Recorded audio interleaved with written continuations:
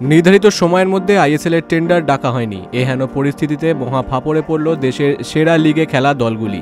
এই মর্মে বৃহস্পতিবার ফেডারেশনকে একজোট হয়ে চিঠি লিখল আইএসএলে খেলা 10টি দল।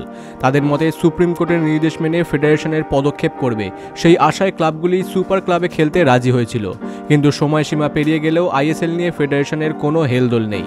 ফেডারেশনের কার্যকরী কমিটির সিনিয়র সদস্যদের আপত্তিতে এখনও আটকে রয়েছে আইএসএলের টেন্ডারের নোটিশ দেওয়ার প্রক্রিয়া। ফেডারেশনের সভাপতি কল্যাণ চৌবে এবং deputy secretary general Satyanarayan award ফাংশনে বুধবার সৌদি আরব রওনা হয়ে গিয়েছেন। তারা ফিরবেন 21শে অক্টোবর।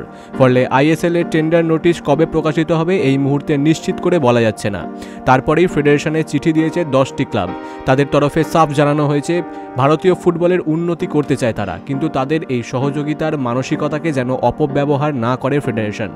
যদিও 10টি ক্লাবের চিঠিতে সুপার কাপ না লেখা নিয়ে স্পষ্টভাবে কিছুই বলা হয়নি, কিন্তু ফেডারেশনের টালবাহানায় ক্লাব কর্তৃপক্ষ যে যথেষ্ট ক্ষুব্ধ সে কথা জানিয়ে দেওয়া হয়েছে চিঠিতে। সেখানে বলা হয়েছে আইএসএল যে এখন ঠিক কোন অবস্থায় রয়েছে সেই নিয়ে ক্লাবগুলোর কোনো ধারণা নেই। যেভাবে মুখে কুলু পেটে বসে রয়েছে ফেডারেশন, তাতে ক্লাবগুলির বিশ্বাস হারাতে বসেছে। যেহেতু আইএসএল নিয়ে ধোঁয়াশা অব্যাহত, ফলে ক্লাবগুলির আর্থিক এবং অন্যান্য পরিকল্পনা ধাক্কা খাচ্ছে। এহেন পরিস্থিতিতে 10 ক্লাবের দাবি টেন্ডার সংক্রান্ত যাবতীয় তথ্য যত দ্রুত সম্ভব প্রকাশ করতে হবে। তবে এই 10 দলের তালিকায় নেই কলকাতার প্রধান 3 club. Bureau report, big news Bangla.